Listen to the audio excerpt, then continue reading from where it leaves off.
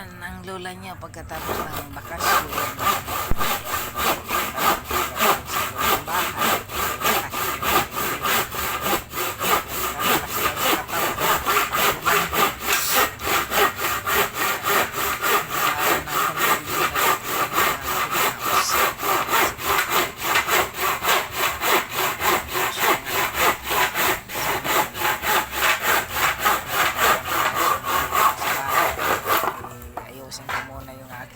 Hanap buhay dito sa bahay at wala naman nga inaasahan ng lola niya na magbigay kung sinong magbigay nag-iisa na lang yung aking anak may pamilya na din, so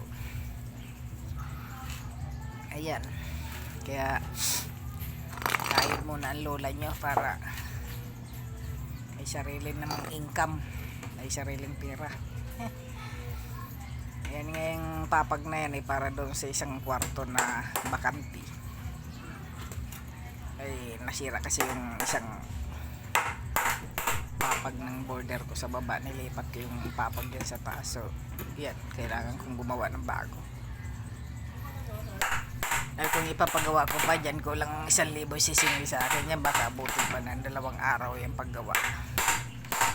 So mag-aarawan ka ng 800, palagay mo 1,600 babayaran mo sa 2 araw, papag lang. Ako ginawa ko yan halos kalating araw lang yan, saglit lang ginawa ko yan. Alam ko naman ang takbuhan ng gawa, kaya saglit na lang yan. May nag-offer nga sa akin dyan ayaw ko na kasi tapos na saka pa nag-offer ng trabaho.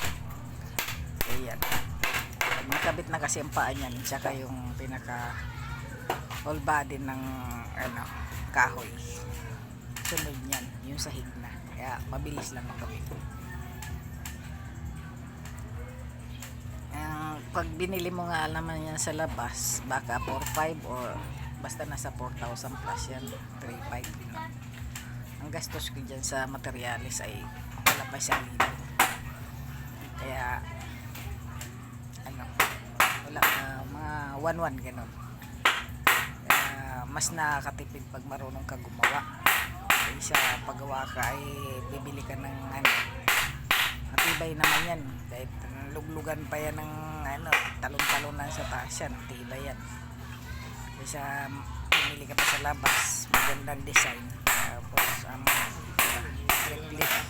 yung bibili mo sa labas, makakagawa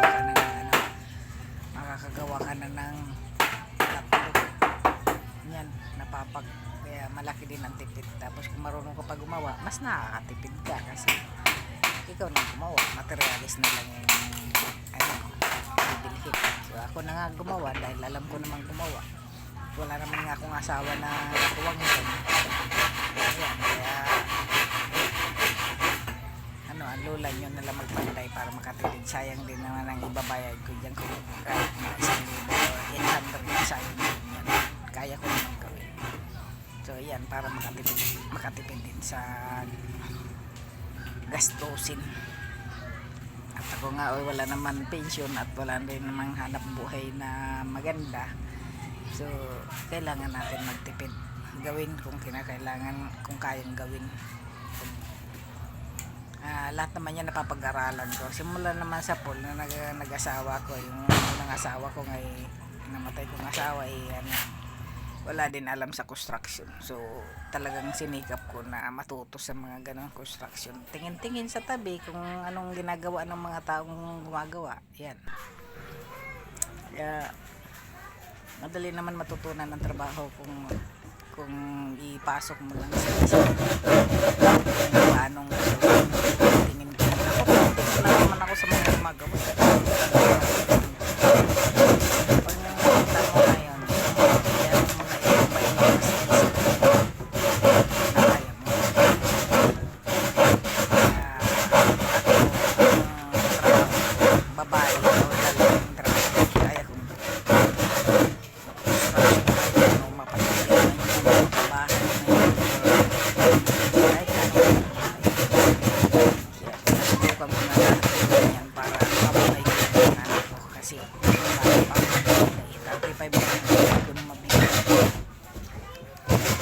wala akong katawan sa buhay. Napag-isip ng ating 2 anak, pag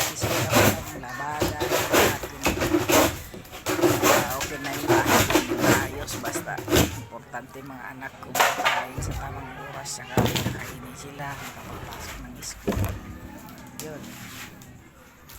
Ang racket ko yung maglabada, kung ano, pagdating sa bahay, ganyan, mamamday ako ng mga problema dyan sa bahay para yung mga anak ko. Safety sila sa mga, ganyan. Kailangan natin pagtutunan ng trabaho. Minsan kahit asawa tayo, asawa natin ay wala naman alam sa buhay. Tayo mismo kailangan natin matuto. Kaya best din sa mga babae, mayroon alam sa buhay. Hindi tayo aasa sa asawa natin. Paano kung wala tayong asawa? Hindi natin magawa ito. Masa tayo sa asawa. So ako, pinag-aralan ko lahat siya. Kung may asawa man o wala, kaya mo gawin.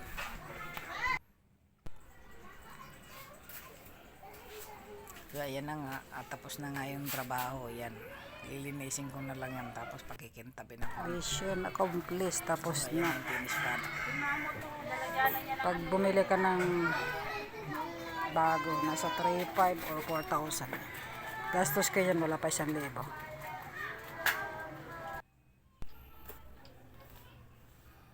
Ayan, tapos na. Pwede na yan pang 2 tauhan.